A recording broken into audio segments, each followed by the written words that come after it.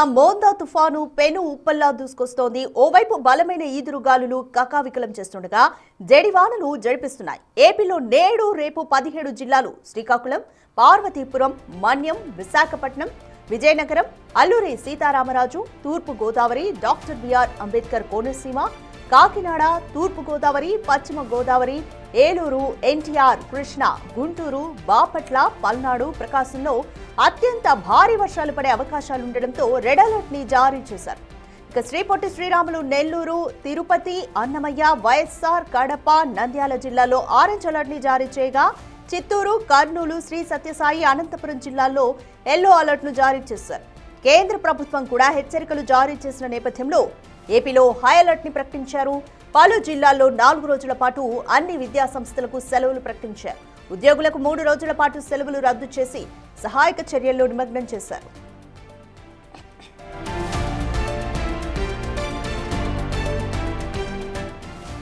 తీరం వైపు దూసుకొస్తున్న మోందా తుఫాను దాటికి రాష్ట్ర వ్యాప్తంగా పలుచోట్ల ఈదురుగాలులతో కూడిన భారీ వర్షాలు కురుస్తున్నాయి. విశాఖ జిల్లా తడిసి ముద్దవగా కాకినాడ తీరంలో రాకాసి అలలు విరుచుకుపడుతున్నాయి. తీవ్ర వాయుగుండం నుంచి సోమవారం ఉదయానికి తుఫానుగా మారింది. ఆగ్నేయ పశ్చిమ మధ్య నైరుతి బంగాళాఖాతంలో ఉన్న తుఫాను గంటకు 13 నుంచి 18 కిలోమీటర్ల వేగంతో ఉత్తర వాయువ్య దిశగా కదులుతున్నట్లు వాతావరణ శాఖ తెలిపింది.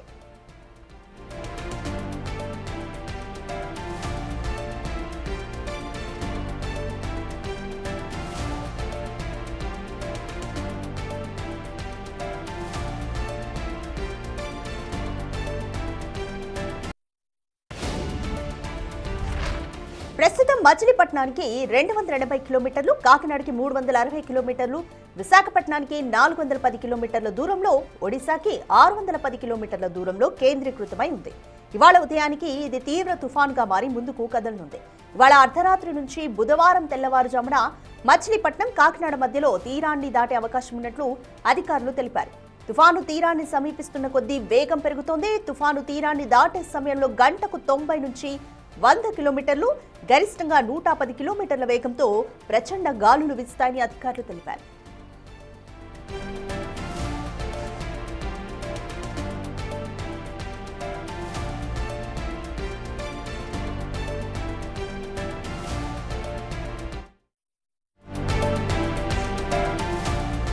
మోందా తుఫానుపై ఆందోళన వద్దు, అప్రమత్తంగా ఉందామని అధికారులకు సూచించారు సీఎం చంద్రబాబు.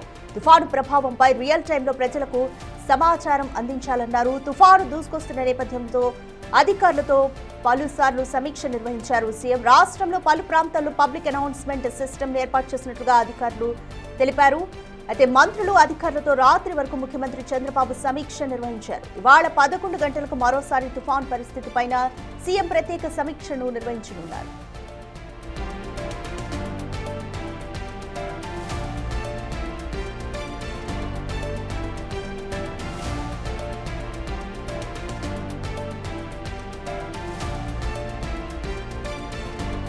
మోందా తుఫాన్ ప్రభావంతో విజయవాడ, విశాఖపట్నం నుంచి హైదరాబాద్, తిరుపతితో పాటు దేశంలోని వివిధ గమ్యస్థానాలకు రాకపోకలు సాగించే విమానాలను కొన్ని ఎయిర్లైన్స్ సంస్థలు ఇప్పటికే రద్దు చేశాయి. 2 తెలుగు రాష్ట్రాల్లో 30కి పైగా విమానాల రాకపోకలపై తుఫాను ప్రభావం తీవ్రంగా ఉందని ఎయిర్పోర్ట్ వర్గాలు తెలిపాయి.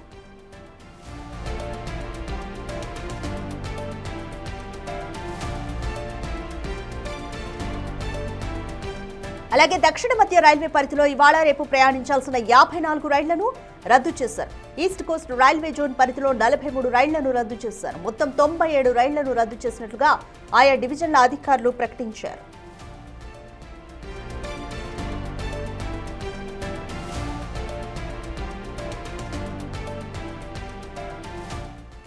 రైట్, మోందా తుఫాన్ పై మోర్ డీటెయిల్స్ మా ప్రతినిధి శివ అందిస్తారు. రైట్ శివ, ఈ రోజు 12 గంటలు కూడా చాలా ఇంపార్టెంట్. ఈ రోజు నైట్ కి గానీ కాకినాడ తీరాన్ని దాటుతుంది తుఫాను. సో ఈ 12 గంటల పాటు కూడా ఇంకా అధికారులు ఇంకా ఎంత అప్రమత్తంగా ఉంటున్నారు, ఎటువంటి చర్యలు తీసుకుంటున్నారు? రాధిక, మొత్తం చూసుకుంటే మోందా తుఫాన్ ప్రభావంతో రాష్ట్ర ప్రభుత్వం అప్రమత్తమైంది. సీఎం చంద్రబాబు ఇప్పటికే నిన్న 3 సార్లు సమీక్షా సమావేశం నిర్వహించారు. ఈ రోజు మరొకసారి ఉదయం 11 గంటలకి సమీక్షా సమావేశం నిర్వహించబోతున్నారు. ఈ ప్రభావంతో ముఖ్యంగా ఈ రోజు 17 జిల్లాలకి రెడ్ అలర్ట్, 5 జిల్లాలకి ఆరెంజ్ అలర్ట్, 4 జిల్లాలకి ఎల్లో అలర్ట్ జారీ చేసింది వాతావరణ శాఖ.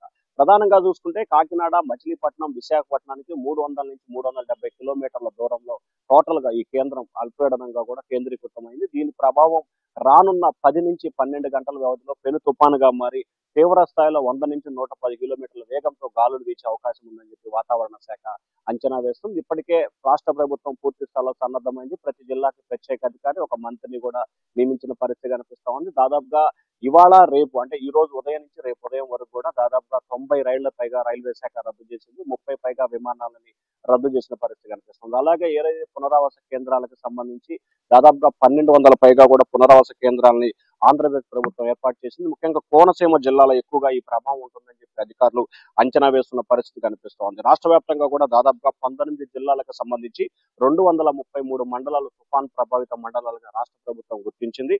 అలాగే 1419 గ్రామాలు అంటే 1419 గ్రామాలు ముంపు గ్రామాలుగా రాష్ట్ర ప్రభుత్వం ఐడెంటిఫికేషన్ చేసింది. వీరందరికీ కూడా సురక్షితమైన ప్రాంతాలకు తరలించేందుకు ఇప్పటికే గ్రామ, వార్డు, వీధి స్థాయిలో కూడా ఏర్పాట్లు చేసింది.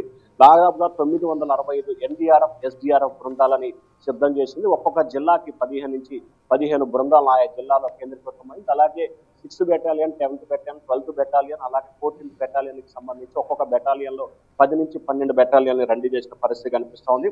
దాదాపుగా 2194 పునరావాస కేంద్రాలని ఆంధ్రప్రదేశ్ వ్యాప్తంగా ముఖ్యంగా 17 జిల్లాల పరిధిలో 2194 పునరావాస కేంద్రాలని ఆంధ్రప్రదేశ్ ప్రభుత్వం ఏర్పాటు చేసింది. ఈ రోజు కోనసీమ జిల్లాలో 25 కేజీల బియ్యంతో పాటు నిత్యావసర సరుకులను రాష్ట్ర ప్రభుత్వం ఉచితంగా పంపిణీ చేయబోతా ఉంది.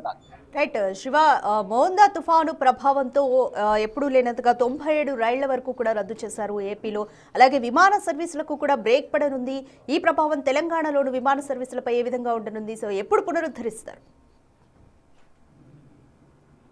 ప్రధానంగా చూసుకుంటే ముఖ్యంగా ఏదైతే మోందా తుఫాన్ ప్రభావం విశాఖపట్నం, విజయవాడ మధ్య మాత్రమే కేంద్రీకృతం. సో ఆంధ్రప్రదేశ్ కు సంబంధించి ప్రధానమైన విమానాశ్రయాలు విజయవాడ, 2 విశాఖపట్నం. ఈ 2 విమానాశ్రయాల నుంచి కూడా ప్రతిరోజు ఆ 2 ప్రాంతాల నుంచి 30 పైగా విమానాలు రాకపోకలను కొనసాగిస్తాయి. ప్రస్తుతం ఈ 2 విమానాశ్రయాలకు సంబంధించి మోందా తుఫాను ప్రభావం ఎక్కువగా పడిన పరిస్థితి కనిపిస్తోంది. సో ఈ నేపథ్యంలోనే రెగ్యులర్ గా నడిచే ఫ్లైట్లతో పాటు పక్క రాష్ట్రాలకు వెళ్లే ఫ్లైట్లను కూడా ఈ రోజు ఎయిర్ ఇండియా, ఇండికో ఈ 2 సంస్థలు కూడా తమ విమాన సర్వీసులని ఒక్కరోజు పాటు నిలిపివేస్తూ నిర్ణయం తీసుకుంది. ఇక విశాఖపట్నం నుంచి హైదరాబాద్, విజయవాడ నుంచి హైదరాబాద్, అలాగే విజయవాడ నుంచి హైదరాబాద్ మీదుగా కనెక్టింగ్ ఫ్లైట్లు ఏదైతే బాంబే అలాగే ఢిల్లీకి ఉంటాయో వాటిని కూడా రద్దు చేస్తున్న పరిస్థితి కనిపిస్తా ఉంది. అలాగే విశాఖపట్నం నుంచి హైదరాబాద్ కనెక్టివ్ గా ఉన్న ఫ్లైట్లను కూడా రద్దు చేశారు.